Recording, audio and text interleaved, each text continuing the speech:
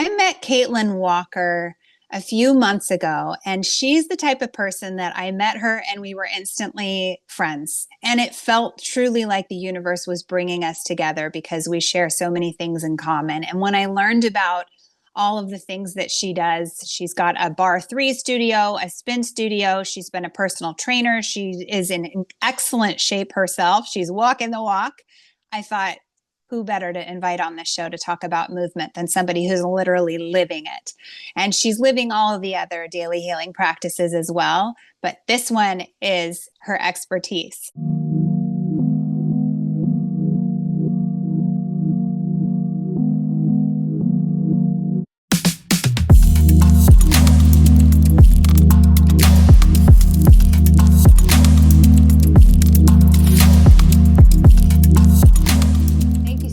For joining us today here on the Daily Healing Podcast. We've got Caitlin Walker, and you are, first of all, for anybody who needs a little inspiration to start moving their body, just go to Caitlin, Motivate Kate, Cait, on Instagram and look at this beautiful woman and how inspiring you are in terms of moving your body. And, you know, movement, when we talk about healing practices, is not just moving your body, it's moving your mind, moving your soul, and all of the things that kind of come with that, all of the ideas, moving your home, moving your business, you know, all of these things. And you're such a beautiful example of this. And I'd love to hear, just let's dive right in and get into how you discovered that movement was really something that supported your holistic wellness. Like, when did that happen for you? Mm-hmm. It's been a journey, that's for sure. And I've tried a lot of things. And I would say it took me a little while to come to that realization that there is a mind-body connection. And so I'll start back. I've always been active. I didn't play sports or anything along those lines, but my family was active. We would ride bikes together, or this will date me, but did aerobics a lot with my mom, my sisters. So there was always some kind of movement in our life. And I think when I was younger, though, the movement was tied to my why was, I need to do this to stay in shape. I need to do this to look a certain way because then I will fit in a certain way. A lot of pressure in the 90s, in particular for me, with diet culture and how can I move to be smaller, that type of mind frame. So I would say that was my start for exercise. It was related to great family time, but then also as I became a teenager, it was more related to, I need to do this to stay thin. I always kept exercising. I always had an interest in it. I think the older I got, the more I started to realize, you know, my other whys for doing this. And I actually credit having my bar 3 studio with a lot of those feelings. Bar 3 integrates a lot of mind-body connection into our workouts, working out, not just because of the way it makes you look, but because of the way it makes you feel, and kind of tying that back into your why. So for me, I just started noticing as my workouts became a little less intense, and I don't say that to mean don't work out intensely, because you'll see I do all kinds of things, but less intense in the sense that I was more driven with how it felt rather than with how it looked. And so I'm trying to think, where was I going with that? Oh yeah. So I feel like what bar 3 enabled me to do was, I was coming right before that doing, like, I started preparing for a bodybuilding competition. I was doing more like HIIT, heavy lifting, that type of thing. And not really listening to how my body felt, just push as hard as you can. And then when I started integrating bar 3, which the workout combines cardio, strength training, mindfulness, and again, just connecting how you feel with how you're exercising, I think I started to soften a little bit into myself. It wasn't always a physical push. And while it could be that, that wasn't my why. I loved the way I felt afterwards. I felt, and I still do, I just feel more balanced. I think I started realizing it was like an aha moment for me when I thought, my body's not going to look any differently after these 60 minutes, but my body's going to feel so much different after this workout. Mm. So, how can I remember that, tie that into why I'm exercising? And then that started to be my driver more than what is it going to make me look like, and that type of driving factor. Can I exercise because I ate all these things, like just so out of balance, and then coming back into balance where I'm connecting how I feel with my workouts. I can't remember if that answered the whole Yes, question. that totally answered it. That was I could great. talk about this forever. Yes, I love it because you know what? I've never heard anybody put it that way. It's like, yes, your body's not going to look any different, but your body is going to feel different. And, the thing is too, is it's funny too. You were saying that you went to exercise with your mom to aerobics. I went with my mom to jazzercise. Yeah. Except I never really liked it. Like Okay. I liked it because I was with my mom and I liked it because I liked the music and it was funny. And especially jazzercise, like the moves that we would do were just like so funny. But I would never do it on my own. And so I would love to know for you, because motivation is clearly something that's you're good at. For listeners that are listening right now, do you have any tips for them, if they're struggling with like discipline or resistance, or even, and I have friends who have had different surgeries and they don't really know how to get back into it. So do you have any tips for that? So, two biggest things that I implement for myself. One of them is start small. So at my studio, we've gone away from big January challenges where it's like change everything. Even if we do something in January, because that's when a lot of people start exercising, it's more about what are some small sustainable changes. Don't overhaul everything this month. And then what typically happens is people drop off around Mm. the middle of February. So that's always been a strategy of mine. And really, it's because I get too overwhelmed if there's too many things.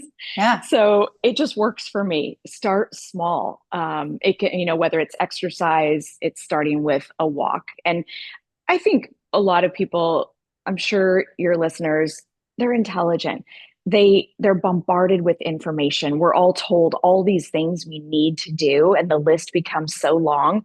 But more information doesn't necessarily lead to transformation. True. So, I really try to empower people. You're already intelligent. You know what to do.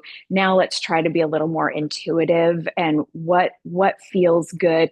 Maybe not always at the moment, because we do need to challenge ourselves. We need to push ourselves into, if we want to get stronger or whatever the goal is, it might be slightly uncomfortable.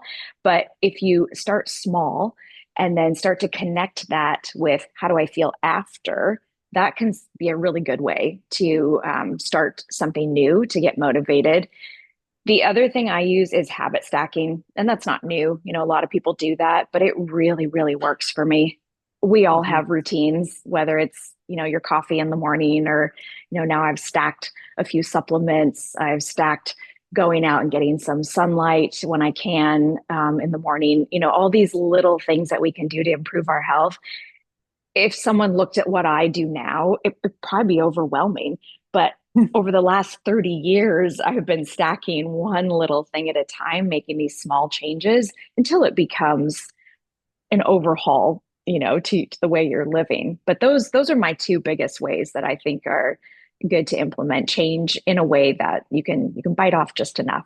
Yeah, I love that. Well, and then Mhm. also, so you tend to move around a lot. You've got your business in Newport Beach, right? And then you've got your businesses and Mhm. your homes and your home up in Bellingham. Washington. Yep. Yeah. And so, how do you, and we haven't talked about this yet, but how do you, when you're kind of traveling and different schedules and different time zones, actually they're the same time zone, but how do you incorporate movement when you're on the go? hmm I do like to travel, so sometimes it is a different time zone too. Yeah. Yeah. Um, I'm kind of a middle of the road person when it comes to like I don't want to be super strict because again, if the rules are so strict, for me, there's room for failure. And I don't want to put that pressure on myself. But I do try to stick to the habits that I know work well, the routines that work well as much as possible while allowing room, wiggle room. For example, if I'm on vacation, I'm probably going to get in a workout at some point. I'm more of a morning exerciser, but maybe that doesn't work with my Same. family's plans for the day. So I may have to be a little more flexible. Maybe I can't get to a gym, so I often travel with like an exercise band, an exercise ball. There might just be some things I can do in a hotel room. But trying to maintain and the small things, drinking enough water, trying to get sleep. That's not always possible. But I'm a pretty big advocate that if you sleep well and you eat well, everything else goes well. Yeah. So, allowing some space for dietary indulgences, but trying to maintain as much as possible what I know feels good in my body. Yeah. I know it's so important. Sleep and hydration are both so important for movement. I mean, Mhm, you can't, mhm. if you're dehydrated and you haven't slept, you're not even going to be able to probably motivate to get to the gym or a yoga class. And if you're a, bar three class or whatever it is, and if you do, you're going to not probably feel so great, which then, kind of is a snowball effect. But I think, Exactly. yeah, I Hmm. think that what you're saying too um, is not being so super strict, right? Like, I think that's the one thing that I find for myself, like with wellness practices and whatnot, it is you do so many things in a day, right? And you just kind of add new things as you go. And then you realize, oh my gosh, when I list out all the things that I'm doing so many. And it's funny, I just heard this, or I just read this study, and it actually was on longevity. And it was talking about, they studied all these people who lived to be 80 years old, and they looked through diet, nutrition, exercise, all of the things that were the compounding factors to see what it was that made these people live this long. And it actually wasn't nutrition or movement or any of the things that we're talking about. It was your quality of your relationships.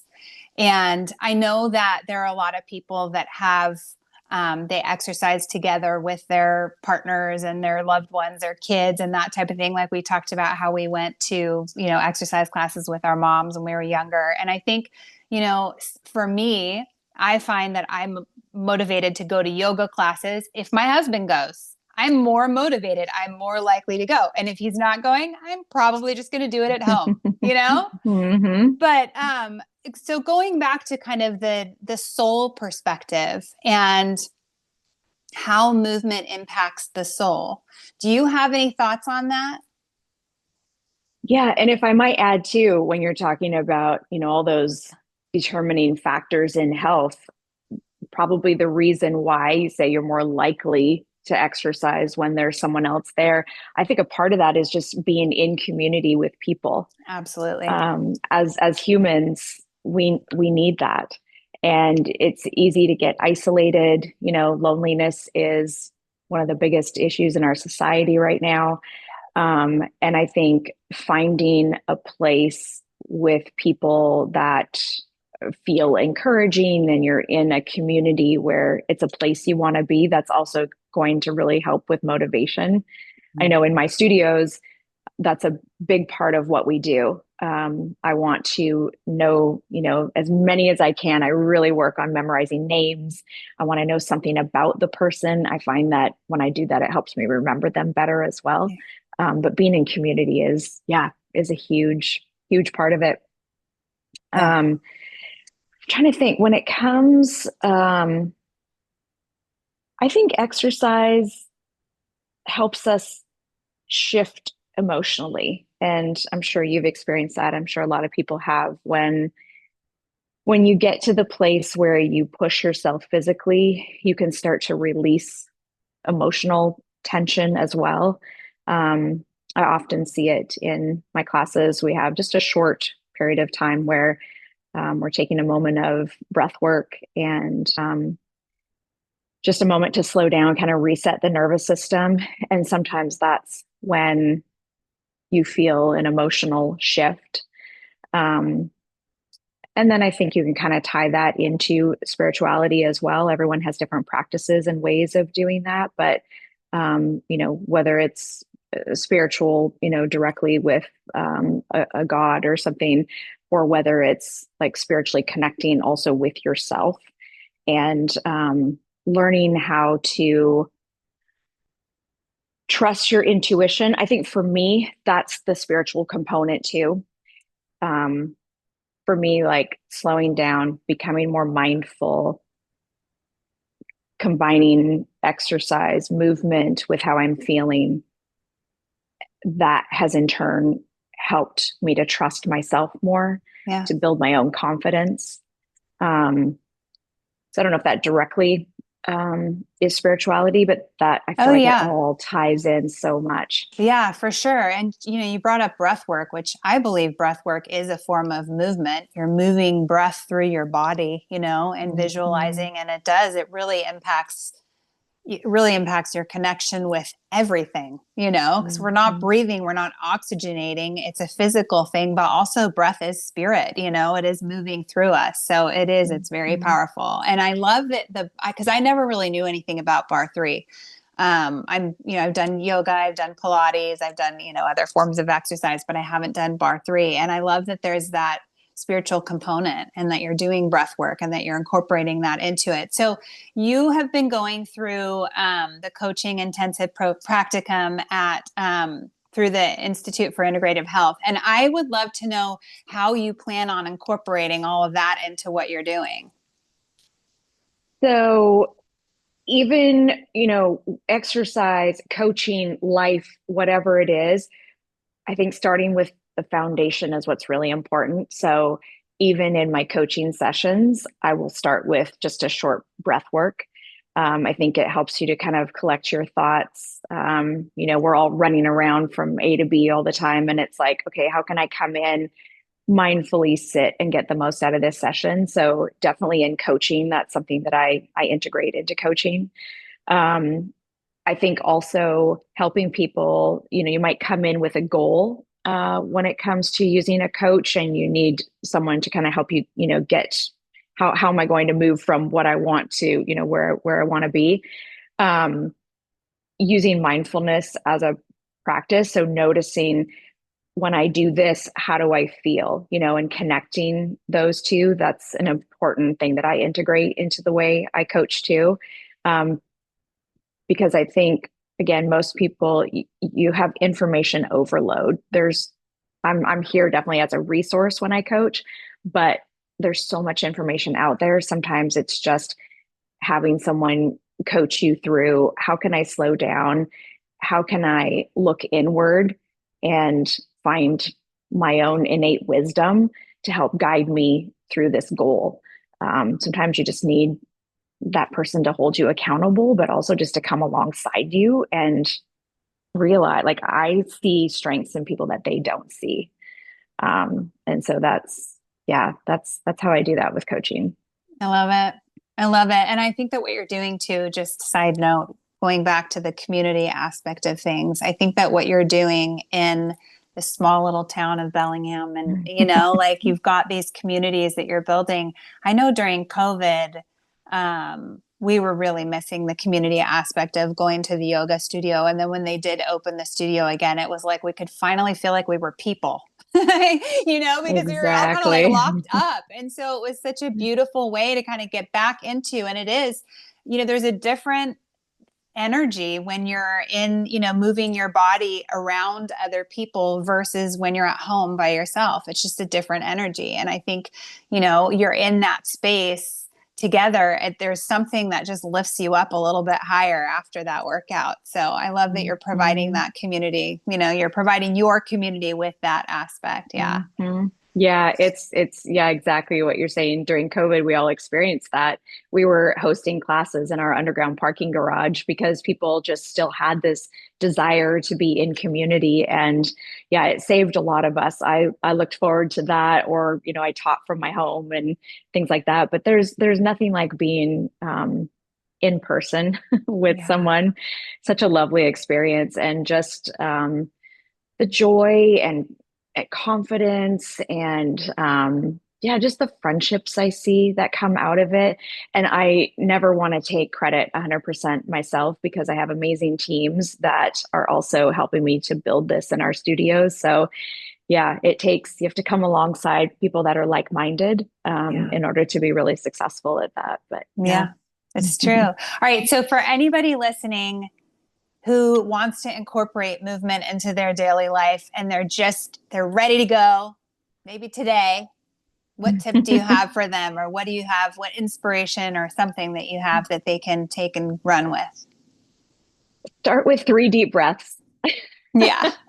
You know, sometimes that's what you need. You're sitting in front of your computer and you're like, I know I need to tackle something hard. How am I going to get through this? Start with your breath for sure. Bar3 is a wonderful community. And like you said, I have my studio here in Bellingham. They're all over the country. Bar3.com has online workouts.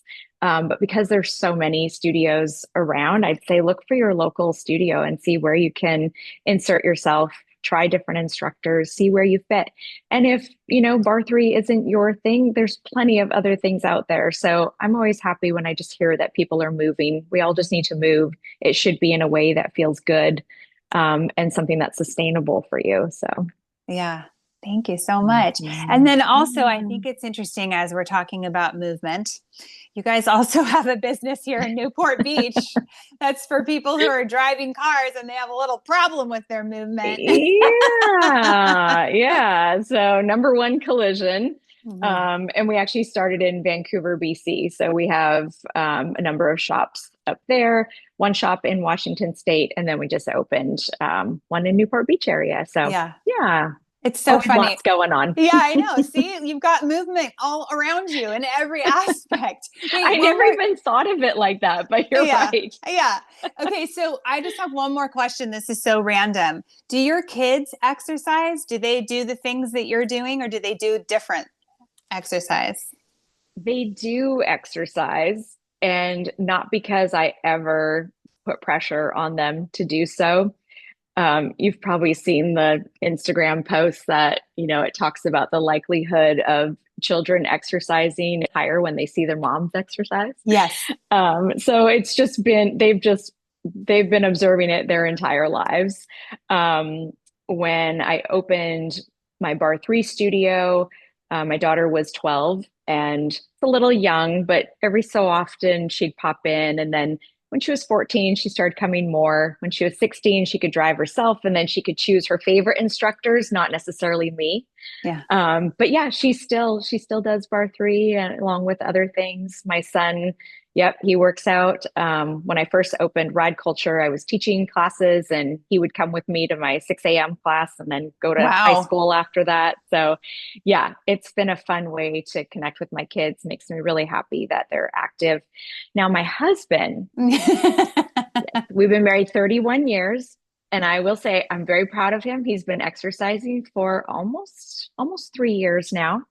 But again, I just want to set an example.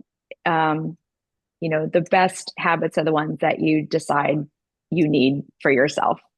But he now has connected how he feels with movement, and it's just an obvious choice. So I love that. yeah, I love that whatever. story. Yeah. Thank Yeah. you for sharing that, because seriously, there are a lot of people. I have not been a huge, kind of like, for me, exercise has kind of come and go and gone, like different forms and things that I've been interested in. But yoga has stayed around.